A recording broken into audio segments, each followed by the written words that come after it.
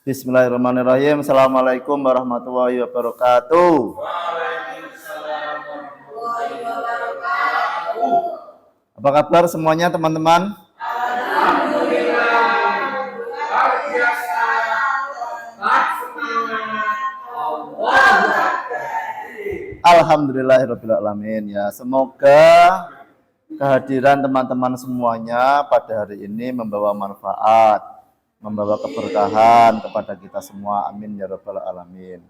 Oh ya, berdasarkan kemarin perkataan dari Pak Rahmat ya. FAI Unkaba itu sekarang punya semboyan namanya KIAS, yaitu kreatif, inovatif, amanah, dan self development. Nah, itu ya. Makanya kita pada kali ini juga dalam presentasi direkam membuat video karena dalam rangka untuk mendukung itu ya, yaitu KIAS. Oke teman-teman semuanya, pada pertemuan kali ini saya akan membawakan materi macam-macam pendekatan studi Islam interdisipliner dalam mata kuliah Islamic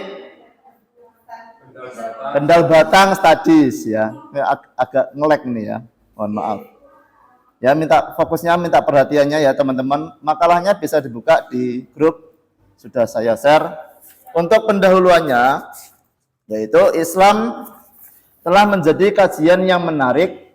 Studi Islam pun semakin berkembang. Islam tidak lagi hanya sekadar dipahami dalam pengertian historis dan doktriner, tetapi telah menjadi fenomena yang kompleks. Mengkaji dan mendekati Islam tidak lagi hanya dari satu aspek, tetapi dibutuhkannya metode dan pendekatan interdisipliner. Ya, jadi agama Islam itu sekarang menjadi agama yang tidak hanya dipahami dan dilihat dari sejarah ataupun dari doktrin-doktrinnya saja, ajaran-ajarannya saja, tetapi menjadi fenomena yang kompleks ya, yang begitu banyak. Kemudian dalam memahami Islam itu tidak hanya melihat dari sudut pandang satu aspek saja, tetapi dibutuhkan metode dan pendekatan yang banyak ataupun interdisipliner. Salah satu sudut pandang yang dapat dikembangkan bagi pengajian Islam itu adalah pendekatan interdisipliner. Berdasarkan pandangan tersebut, Islam dapat dipahami dalam berbagai dimensinya ya. Jadi tidak dilihat dari satu dimensi saja. Betapa banyak persoalan umat Islam hingga dalam perkembangannya sekarang bisa dipelajari dengan pendekatan satu kesatuan ilmu pengetahuan yang serumpun. Kemudian oleh karena itu, sebuah kebijakan yang harus dimunculkan upaya-upaya sistematis dalam merumuskan kembali teknik memahami dan mengamalkan serta menjadikan agama bukan sesuatu yang bersifat teologis, normatif, dan ritual belaka. Jadi ini tujuannya ya, harus dimunculkan bahwa dalam memahami agama Islam itu tidak hanya sebuah teologi normatif saja, tidak hanya sebuah ritual saja, melainkan agama menjadi sebuah ruh atau pedoman kehidupan yang akan menghantarkan pemeluknya menuju kesejahteraan hidupnya. Dalam makalah ini, kemudian penulis bermaksud untuk membahas mengenai urgensi pendekatan interdisipliner dalam studi Islam. Apakah pendekatan interdisipliner memiliki pengaruh dalam memahami Islam dengan baik dan benar, atau justru hanya pendekatan yang tidak memiliki pengaruh? Nah, untuk itu kita lanjutkan, yaitu pengertian pendekatan interdisipliner. Pendekatan interdisipliner adalah kajian dengan menggunakan sejumlah pendekatan sudut pandang perspektif. Pendekatan ini muncul sebagai bentuk dari tuntutan modernitas dan globalisasi dalam mengkaji Islam yang saintifik dan secara serius melibatkan berbagai tempat. Jadi kalau orang-orang yang memang lahir di keluarga yang muslim, tentunya sudah mengenal Islam melalui kehidupannya dari anak-anak, remaja hingga dewasa, itu tentu sudah mengenal. Nah, tentu juga erat kaitannya dengan ritual-ritual ibadah yang diajarkan oleh orang tuanya ataupun oleh lingkungannya itu. Tetapi pada zaman globalisasi seperti sekarang ini, dalam mengkaji Islam Tidak bisa kita melihat dari satu sudut pandang saja, melainkan harus beberapa kajian yang mendalam, seperti Islam yang saintifik dan secara serius melibatkan berbagai tempat. Karena kadang meskipun ajarannya sama ya, tapi kadang manifestasinya di tempat yang lain juga berbeda. Ya, asalkan tidak melanggar pokok kaidahnya, kalau hal muamalah kan boleh-boleh saja ya. Kemudian pendekatan monodisiplin menekankan pada pengajaran Islam sebagai sebuah doktrin. Kajian Islam normatif tersebut merupakan bagian panjang dari tradisi keilmuan Islam klasik zaman dulu. Kerangka studi demikian digunakan di berbagai belahan dunia Islam, khususnya di Mesir, Arab Saudi, Pakistan, Afghanistan, dan menjadi model kajian dominan di masyarakat Muslim di seluruh dunia. Kajian Islam secara normatif dalam memberikan Islam di antaranya yaitu ilmu fikih, usul fikih, hadis, tafsir, dan lain sebagainya. Paradigma yang bekerja dalam kajian normatif sebagaimana diungkapkan oleh Muhammad Abid Al-Jabiri. Ya, Muhammad Al-Jabiri adalah paradigma bayani. Apa kemarin bayani itu? Ya, bayani itu kontekstual ya, normatif, tekstual ya. Itu yang disampaikan oleh Al-Jabiri.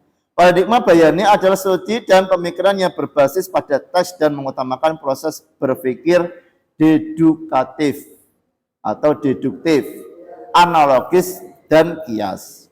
Tumpuan utama paradigma ini adalah memahami teks melalui kaidah bahasa yang kemudian menghadirkan kajian usul fikih klasik. Sebagaimana diletakkan dasar-dasarnya oleh Imam Syafi'i. Meskipun tetap diperlukan paradigma bayani yang normatif memiliki kelemahan. Pertama, ini kelemahan dari bayani ya, atau normatif.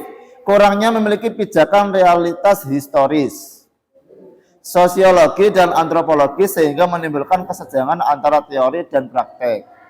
Kadang kalau mungkin diterapkan zaman dulu dengan diterapkan zaman sekarang mungkin berbeda ya. Antara teori dan prakteknya mungkin berbeda.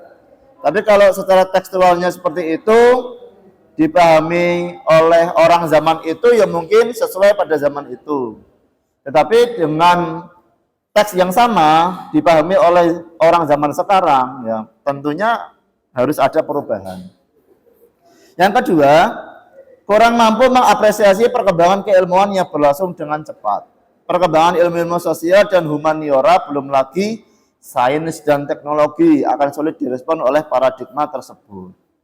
Jadi banyak sekali contohnya fikih-fikih yang sudah bukan tidak lagi relevan ya, kurang pas gitulah diterapkan pada zaman sekarang. Kalau dilihat dari sudut ini ya interdisipliner. Akibatnya kajian Islam akan stagnan karena tidak mau beranjak dari posisi yang mapan berabad-abad yang lalu.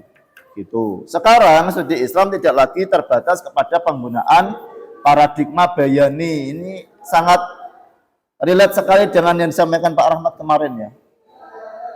Melainkan dengan paradigma-paradigma yang lain. Kajian Islam dengan menggunakan pendekatan yang lain yaitu interdisipliner atau bidang ilmu dan disiplin ilmu adalah jawaban bagi tantangan dunia Islam pada saat ini. Menurut M. Amin Abdullah, umat Islam dan tradisinya sulit berkembang dan mengembangkan diri apabila hanya berkutat pada kajian Islam klasik dan pada gilirannya akan mengalami kesulitan ketika harus berhubungan, bersentuhan, dan berkomunikasi dengan tradisi keilmuan sosial. Tujuan tuntutan kajian Islam secara holistik sebenarnya disadari oleh para cendekiawan Islam era paruh 2 abad ke-20. Para cendekiawan Muslim tersebut umumnya terdidik dalam dua tradisi keilmuan, yaitu keilmuan Islam klasik dan sekaligus menimba ilmu dari tradisi intelektual dan keilmuan Barat. Mereka mencoba melakukan sintesis antara kajian Islam klasik dengan pendekatan baru yang berkembang dalam studi agama dan sosial humaniora di Barat. Para cendekiawan itu muncul dari berbagai penduduk Muslim di berbagai dunia. Fadlur Rahman, cendekiawan Muslim dari Pakistan, memperkenalkan upaya pembaruan metodologi studi Islam, khususnya hukum Islam dengan perangkat hermeneutika.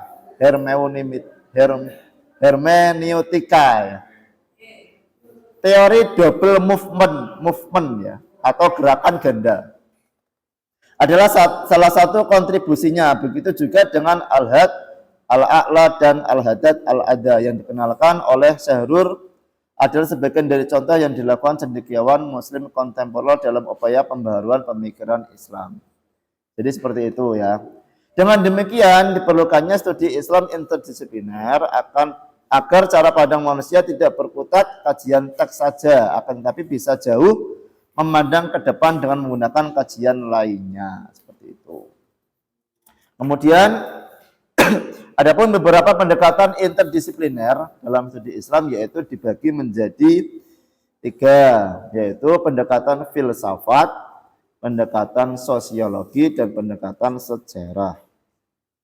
Kalau pendekatan filsafat adalah studi Islam lewat menjabarkan tentang kontroversi penafsiran tentang iblis dalam Al-Quran berawal dari rencana Tuhan untuk menciptakan dan mempersiapkan seorang khalifah di bumi. Itu ya, surat Al-Baqarah ayat 30-34.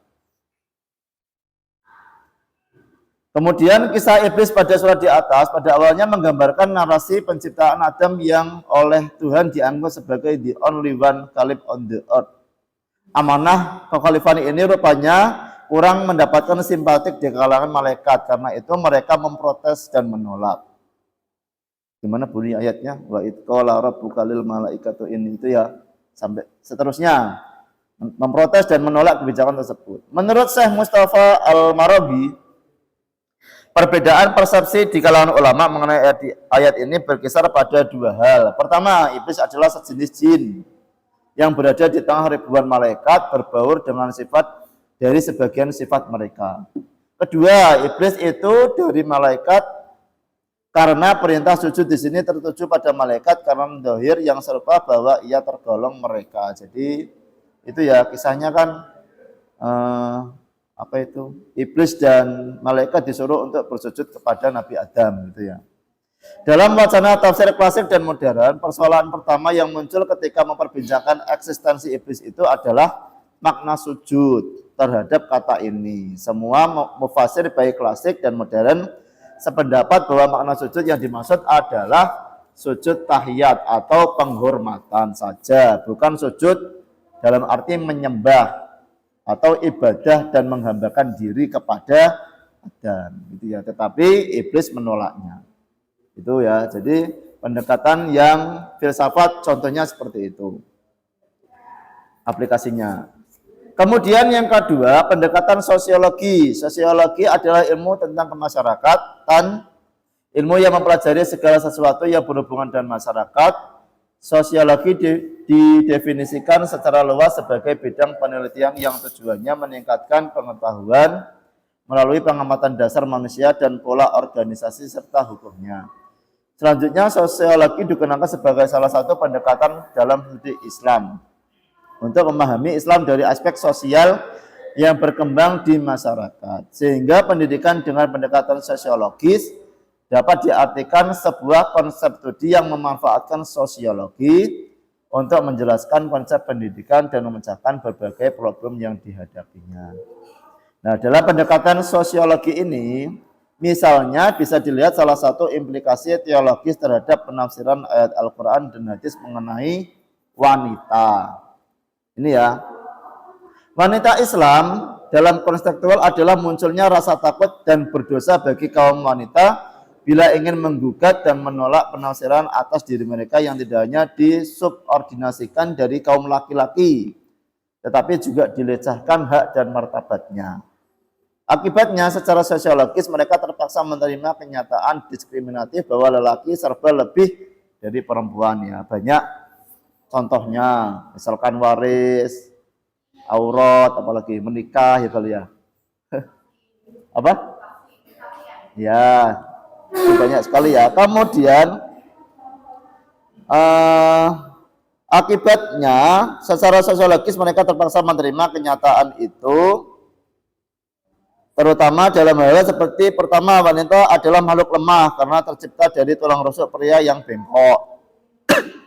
Kedua, wanita separuh harga laki-laki dalam kesaksiannya ya, misal. Ketiga, wanita boleh diperistri hingga 4. Wanita tidak bisa menjadi pemimpin negara. Kan bukan negara Islam. Dalam hal lain, ketika surat An-Nisa ayat 3 berbicara tentang poligami dengan persyaratan agar lelaki berlaku adil. Peran inti yang dikemukakan sebenarnya adalah keadilan, bukan semata-mata pembatasan jumlahnya. Wanita yang boleh dikawini laki-laki, oleh karena itu tuntutan keadilan kualitatif beristri pada saat ini adalah satu saja dan saling melengkapi, bukan sebaliknya melecehkan haknya. Seperti itu ya. Jadi intinya itu bukan di jumlah yang harus dinikahi, tetapi dari sisi keadilannya yang harus diperhatikan oleh seorang laki-laki ketika menikah. Seperti itu ya. Yang ketiga, pendekatan sejarah. Sejarah dalam bahasa Arab adalah kata sejarah disebut tarikh, yang secara harfiah berarti ketentuan waktu dan secara istilah berarti keterangan yang telah terjadi pada masa lampau. Dalam bahasa Inggris adalah historis, adalah the past experience of mankind, yaitu pengalaman umat manusia di masa lampau. Jadi sejarah adalah ilmu yang membahas berbagai masalah yang sudah terjadi di masa lampau, baik kaitannya politik, sosial, ekonomi, budaya, dan yang lainnya. Melalui pendekatan sejarah, Islam akan memiliki landasan yang kuat sehingga menjadi hubungan mata rantai yang jelas antara pendidikan yang dilaksanakan sekarang dengan yang pernah ada di masa lalu. Bangunan ilmu pendidikan Islam yang didasarkan pada pendekatan sejarah akan memiliki landasan yang lebih realistis dan empiris karena bertolak dari praktek pendidikan yang benar-benar telah terjadi. Ilmu pendidikan Islam dengan pendekatan sejarah merupakan sebuah bentuk apresiasi atas berbagai peristiwa masa lalu untuk digunakan sebagai bahan renungan ya. Sejarah itu digunakan sebagai bahan renungan karena sudah terjadi seperti itu ya, kita belajar dari sejarah itu. Dan pelajaran bagi pengembangan Islam di masa sekarang. Islam dulu pernah jaya ya di masanya, sejarahnya seperti itu lah, bisa kita kembangkan. Kenapa tidak di masa depan Islam akan jaya kembali. Amin. Penerapan pendekatan dan metode keilmuan modern dan kontemporer dalam studi Islam ini bukan bermaksud untuk menggantikan kajian Islam tradisional, bukan untuk mengubahnya secara keseluruhan, namun lebih merupakan melihat dari perspektif lain yang dipercaya dan dapat memperkaya tentang pemahaman Islam dan masyarakat Muslim itu sendiri ya. Cabang-cabang kajian Islam tradisionalis lebih fokus pada pemahaman mengenai Islam secara tekstual. Karena dulu pada awal-awal itu kan mungkin di Arab kan adatnya seperti itu saja ya. Ketika Islam sudah menyebar ke seluruh dunia kan adatnya tentu saja berbeda.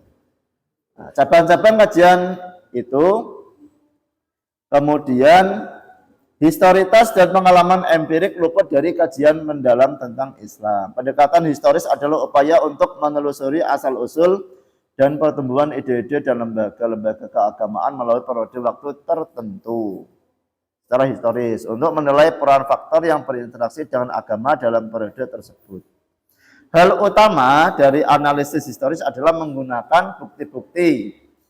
Pertama, baik berupa sumber dokumenter yang bisa kita jumpai, bukti dokumen khususnya literatur barangkali merupakan tipe analisis historis yang lebih umum dan memerlukan perhatian khusus dalam mengkaji agama-agama. Kajian sejarah tentang Islam dibagi dalam kajian yang lebih spesifik. Ya, yang pertama, kecenderungan para pengkaji akan mempelajari sejarah Islam dengan pendekatan kronologis. Kronologinya seperti apa? Pendekatan ini bermaksud untuk menelusuri perkembangan Islam dalam lintas sejarah. Abad ini, yaitu lintas sejarahnya terekam. Kemudian ciri utama dari pendekatan ini, upaya para sejarawan untuk melakukan periodisasi perkembangan Islam. Setelah periodisasi dilakukan, mereka menjelaskan urutan peristiwa yang terjadi. Itu yang pertama. Yang kedua, pendekatan kawasan yang berusaha untuk memetakan sejarah perluasan dan perkembangan Islam berdasarkan teritorial ataupun wilayah tertentu. Yang ketiga, pendekatan berdasarkan fenomena atau fenomenologis. Pendekatan ini bermaksud untuk menutupi kekurangan yang ada pada dua pendekatan lain. Tadi berdasarkan waktu, yang kedua berdasarkan tempat, yang ketiga berdasarkan fenomena. Dua pendekatan ini tidak mampu menonjolkan fenomena sejarah peradaban Islam dengan memadai pendekatan fenomenologis. Berusaha untuk menelaah inti, semangat, dan esensi dari peradaban Islam itu sendiri. Sehingga pesan dan kesan terdalamnya dapat diungkap dan dipahami. Visi kajian seperti ini adalah dalam rangka agar Muslim menjadi mengarah gerak sejarah Islam pada masa yang akan datang. Itu ya. Yang selanjutnya adalah ruang lingkup studi Islam interdisipliner. ITER. Pembahasan kajian keislaman mengikuti wawasan dan keahlian para pengkajinya. Tentu kalau wawasannya itu ya tergantung dari siapa yang ngomong ya. Ahlinya itu wawasannya seperti apa. Sehingga terkesan ada nuansa kajian mengikuti selera pengkajinya ataupun subjektif. Secara material, ruang lingkup studi Islam dalam tradisi sarjana barat meliputi pembahasan mengenai ajaran, doktrin, teks, sejarah, dan institusi keislaman. Pada awalnya ketertarikan sarjana barat terhadap pemikiran Islam lebih kebutuhan akan penguasaan dari daerah yang koloni. Mengingat daerah koloni pada umumnya adalah negara-negara yang banyak didomisili warga negara yang beragama Islam, sehingga mau tidak mau mereka harus paham budaya lokal. Kasus ini dapat dilihat pada Perang Aceh. Sarjana Belanda telah mempelajari Islam terlebih dahulu sebelum diterjunkan lokasi dengan asumsi ia telah memahami budaya dan peradaban masyarakat Aceh yang mayoritas beragama Islam. Jadi ini dulu itu ada ya, seorang pendeta dari barat ingin menghancurkan sebuah agama lah, agama Islam gitu kan. Kan tidak mungkin harus berhadapan-hadapan dengan senjata, kemudian dalam mengajak untuk kristenisasi itu juga nggak bisa terang-terangan. Makanya ini dulu di Aceh itu ada seorang pendeta yang menyamar menjadi seorang kiai gitu. Dia belajar Islam, menghafal Al-Quran, menghafal hadis, kemudian dia terjun di situ di tengah-tengah masyarakat. Lahirnya banyak sekali ajaran-ajaran yang diselewengkan oleh beliau. Itu ya, caranya seperti itu. Kemudian Islam dipahami dari sisi ajaran, doktrin, dan pemahaman masyarakat dengan asumsi dapat diketahui tradisi dan kekuatan masyarakat setempat. Setelah itu, pemahaman yang telah menjadi input bagi kaum orientalis diambil sebagian besar kebijakan oleh penguasa kolonial yang tentunya lebih menguntungkan mereka ketimbang rakyat banyak di wilayah jajahannya. Seperti itu. Jadi bisa mengambil hati masyarakatnya. Hasil studi ini sesungguhnya lebih menguntungkan kaum penjajah. Atas dasar masukan ini, para penjajah kolonial dapat mengambil kebijakan di daerah koloni dengan mempertimbangkan budaya lokalnya. Atas masukan ini, para penjajah mampu membuat kekuatan sosial masyarakat terjajah sesuai dengan kepentingan dan keuntungannya. Setelah mengalami keterpurukan, dunia Islam mulai bangkit melalui para pembaharu yang telah dicerahkan. Dari kelompok ini muncullah gagasan umat Islam mengejar ketertinggalannya dari umat yang lain. Nah, maka dari itu muncullah seperti Kiai Ahmad Dahlan, Hasyim Asy'ari, dan yang lainnya itu. Ya, sebagai tokoh pembaharu Islam di Nusantara. Kemudian, agama sebagai objek studi dapat dilihat dari berbagai sisi. Yang pertama, agama sebagai doktrin dari Tuhan. Ini sebenarnya bagi para pemeluknya sudah final dalam arti absolut ya. Bagi para pemeluknya seperti kita. Dan diterima apa adanya. Kata doktrin berasal dari bahasa Inggris doctrine yang berarti ajaran. Dari kata doktrin itu kemudian dibentuk kata doktrina. Lanjut saja. Studi doktrinal ini berarti studi yang berkenaan dengan ajaran atau studi tentang sesuatu yang bersifat teoritis dalam arti tidak praktis. Mengapa tidak praktis? Jawabannya adalah karena ajaran itu belum menjadi sesuatu bagi seseorang yang dijadikan dasar dalam berbuat atau mengerjakan sesuatu. Jadi misalkan agama Islam itu seperti sampaikan Pak Suprapto adalah agama yang mengajarkan tentang berbagi sesama, gitu ya. Ada zakat, ada infak, ada sedekah. Tetapi pada kenyataannya bukan umat Islam yang menjadi orang yang paling banyak dalam membantu sesama atau filantropi namanya itu ya. Itu realitanya seperti itu. Berarti seperti halnya yang disampaikan ini bahwa agama itu sebagai doktrin dari Tuhan semata. Tidak ada ruhnya dalam diri mereka karena tidak diaplikasikan dalam kehidupan sehari-hari. Hanya sebagai ajaran belaka, ritual ibadah belaka seperti itu. Kemudian Islam didefinisikan oleh sebagian ulama sebagai itu ya, Islam adalah wahyu yang diturunkan kepada Nabi Muhammad sebagai pedoman untuk kebahagiaan hidup di dunia dan di akhirat. Berdasarkan pada definisi Islam sebagaimana dikemukakan di atas, maka inti dari Islam adalah wahyu. Sedangkan wahyu adalah yang dimaksud Al-Quran dan As-Sunnah. Kemudian yang kedua, studi Islam sebagai gejala budaya. Agama merupakan kenyataan yang dapat dihayati sebagai kenyataan. Berbagai aspek perwujudan agama bermacam-macam tergantung pada aspek yang dijadikan sasaran studi dan tujuan yang hendak dicapai oleh orang yang melakukan studi.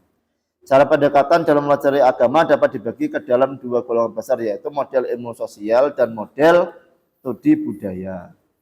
Tujuan mempelajari agama Islam dapat dikategorikan ke dalam dua macam. Untuk mengetahui, memahami, menghayati, dan mengamalkan. Yang kedua yaitu objek penelitian. Artinya kalau yang pertama berlaku khusus bagi umat Islam saja, tadi ya mengamalkan, memahami, mengerti berarti untuk umat Islam. Tetapi yang kedua itu untuk objek penelitian, berarti ini secara umum berlaku bagi siapa saja. Makanya Islam juga dipelajari oleh kaum-kaum non-Islam, ya, orang kafir yang non-Islam lah, dipelajari semua. Akan tetapi realitasnya ada yang sekedar sebagai objek penelitian saja. Untuk memahami suatu agama, khususnya Islam, memang harus melalui dua model, yaitu tekstual dan konstekstual. Tekstual artinya memahami Islam melalui wahyu yang berupa kitab suci Al-Quran, sedangkan kontekstual memahami Islam lewat realitas sosial yang berupa perilaku masyarakat yang memeluk agama yang bersangkutan. Jadi beda antara ajaran Islam dengan orang yang mengamalkan ajaran Islam itu berbeda. Ajarannya seperti apa? Kadang seorang muslimnya tidak mengamalkan ajarannya. Nah, itu kan sesuatu yang berbeda ya. Kemudian proses interaksi Islam dengan budaya dapat terjadi dalam dua kemungkinan. Pertama, Islam mewarnai, ya, jadi Islam itu yang mendominasi, mengubah, mengolah, dan memperbarui budaya. Misalkan Islam datang ini ya. Masalahnya adalah tergantung dari kekuatan dari dua entitas kebudayaan atau entitas keislamannya, mana yang lebih dominan. Kemudian jika entitas kebudayaan kuat, maka akan muncul muatan-muatan lokal dalam agama seperti Islam Jawa, Islam Nusantara, dan Islam yang lainnya. Sebaliknya, jika entitas Islam yang kuat mempengaruhi budaya, maka akan muncul kebudayaan Islam. Itu ya, jadi Islamnya yang lebih kuat. Islam yang akan mengubah, Islam yang akan mewarnainya. Agama sebagai budaya juga dapat dilihat sebagai mekanisme kontrol karena agama adalah peranata sosial dan gejala sosial. Gitu. Yang ketiga, sebagai interaksi sosial, Islam dapat dipelajari melalui pendekatan antropologi hubungan agama dengan berbagai masalah kehidupan manusia. Dengan itu pula, agama terlihat akrab dan fungsional dan berbagai fenomena kehidupan manusia. Kemudian ini ada seorang ahli M. Ato Mudar menulis dalam bukunya Pendekatan Studi Islam dalam Teori dan Praktek bahwa ada 5 bentuk gejala agama yang perlu diperhatikan dalam mempelajari atau studi suatu agama. Yang pertama, skriptur atau naskah sumber ajarannya, yaitu Al-Quran ya kalau Islam. Yang kedua, para penganut atau pemimpin atau pemuka agamanya. Yang ketiga, ritus-ritus atau lembaga atau ibadat-ibadat seperti sholat, haji, puasa, perkawinan, waris, dan yang lainnya. Yang keempat, alat-alat organisasinya, ya, seperti NU, Muhammadiyah, dan yang lainnya. Kemudian, M. atau Muda menyebutkan agama sebagai gejala sosial, pada dasarnya bertemu pada konsep sosiologi agama. Sosial agama mempelajari hubungan timbal balik antara agama dan masyarakatnya. Jadi interaksi yang ada di masyarakat mengenai agama itu seperti apa. Masyarakat mempengaruhi agama dan agama mempengaruhi masyarakat. Ada hubungan timbal baliknya. Tetapi menurutnya sosiologi sekarang ini mempelajari bukan masalah timbal balik itu, melainkan lebih kepada pengaruh agama terhadap tingkah laku masyarakat. Bagaimana agama sebagai sistem nilai mempengaruhi masyarakatnya. Jadi dengan demikian metodologi studi Islam dengan mengadakan penelitian sosial berada di antara ilmu budaya, mencoba memahami gejala yang tidak terulang tetapi dengan cara memahami keterulangannya lagi. Selanjutnya yang terakhir, urgensi studi Islam interdisipliner. Yang pertama, perubahan format formalisme menjadi substantif. Sebagai contoh yang konkret adalah bahwa di masyarakat Indonesia juga ditemukan orang yang penguasaannya terhadap salah satu bidang keilmuan cukup mendalam, tetapi kurang memahami bidang keilmuan Islam yang lainnya. Misalkan sangat paham fikih, tapi yang lainnya mungkin kurang paham, gitu ya. Pada satu waktu ilmu fikih berkembang, orang yang memperdalam ilmu fikih, tetapi sayang pengetahuannya hanya dari satu mazhab aliran tertentu saja. Mazhab Syafi'i misalnya di Indonesia kan populer. Hingga ia tidak tahu fikih dari aliran lain, tidak tahu mazhab yang lain. Ya. Yang paling disayangkan berakhir pada kesan bahwa Islam identik dengan fikih. Nah, ini juga masalah juga ya.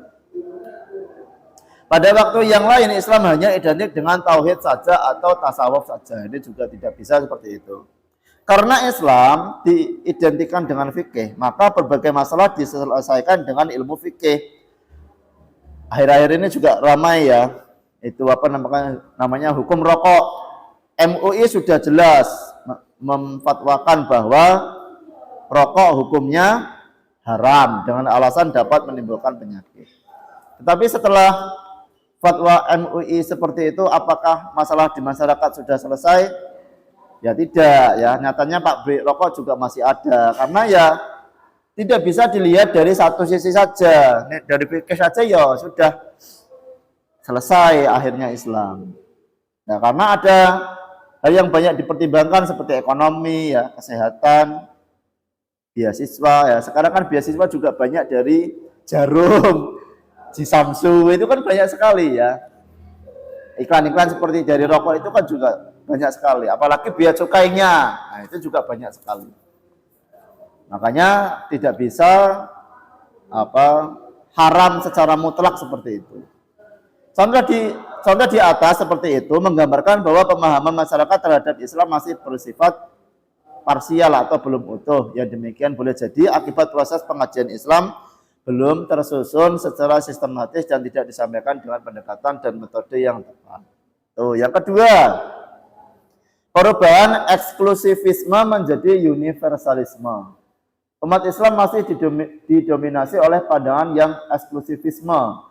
Suatu pandangan yang menganggap bahwa ajaran yang paling benar hanyalah agama atau mazhab aliran yang dianutnya saja.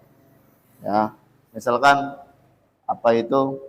golongan dari Salafi itu ya yang biasa diutarakan itu Salafi itu menganggap selain Salafi semuanya salah itu. Kan tidak bisa seperti itu.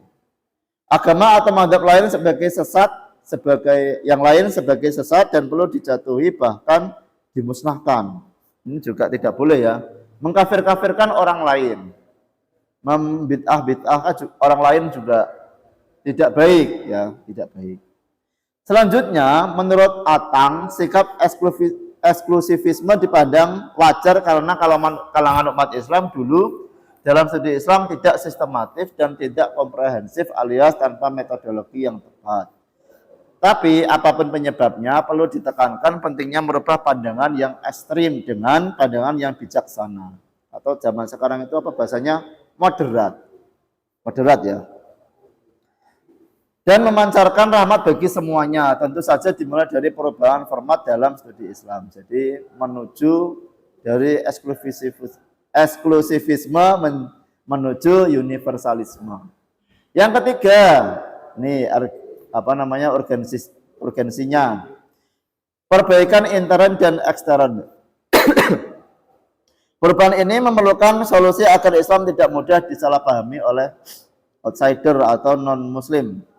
Salah satu penyebab seringnya Islam disalahpahami Barat adalah karena mereka tidak memiliki instrumen secara ilmiah bisa dibenarkan oleh atau hanya insider Muslim juga, tapi juga outsidernya. Untuk mencapai hal tersebut perlu adanya keterbukaan, open-minded bagi setiap pengkajinya, maupun dari insider ataupun outsidernya. Dan seringnya dialog antara keduanya sangat penting. Keterbukaan dan dialog akan membantu tercapainya kesepahaman intelektual antara semua pengkaji Islam. Ya, jadi berkat adanya studi Islam ini, kita sebagai orang yang lahir dari keluarga yang Islam, memang sudah Islam, insidernya itu juga harus terbuka ya dengan penelitian pengajian terhadap Islam. Tetapi dari luar pun tidak boleh kaum liberal itu menyalahkan Islam tanpa mereka mengkonfirmasi kepada kita sebagai orang Islam itu sendiri. Maka kedua belah pihak baik yang mengamalkan ataupun yang mengkaji itu harus bertemu ya, saling menyampaikan ide dan gagasannya seperti itu.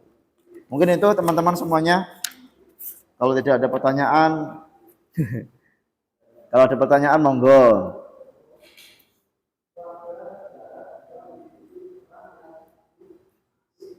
Intinya dari studi Islam interdisipliner ini adalah mengkaji Islam dalam berbagai sudut pandang. Tuh, intinya seperti itu. Simpelnya seperti itu. Jadi tidak hanya satu kajian, tapi semuanya. Semua. Sumber ilmunya. Ya. Untuk mengkaji satu masalah. Betul. Dan kajian seperti ini bukan untuk mengubah hukum-hukum atau syariat atau fikih yang sudah ada. Bukan untuk mengubah secara keseluruhan ya. Tetapi untuk disesuaikan dengan zaman sekarang gitu. Nah, karena pada zaman dahulu kajiannya seperti itu karena fenomenanya yang terjadi seperti itu lah. Ketika fenomena sekarang ya tentunya kita harus aplikasikan ajaran yang sama secara teks dengan kejadian yang terjadi pada saat sekarang seperti itu. Gitu ya teman-teman ya. Ada yang tanyakan? Mas Iqbal? Tidak ada? Cukup ya? Oke, jangan lupa teman-teman yang menonton video ini like dan subscribe ya. Saya tutup presentasi pada hari ini. Terima kasih perhatiannya buat teman-teman semuanya. Mahasiswa FAI Kaba. Billahi taufiq wal hidayah. Wassalamualaikum warahmatullahi wabarakatuh.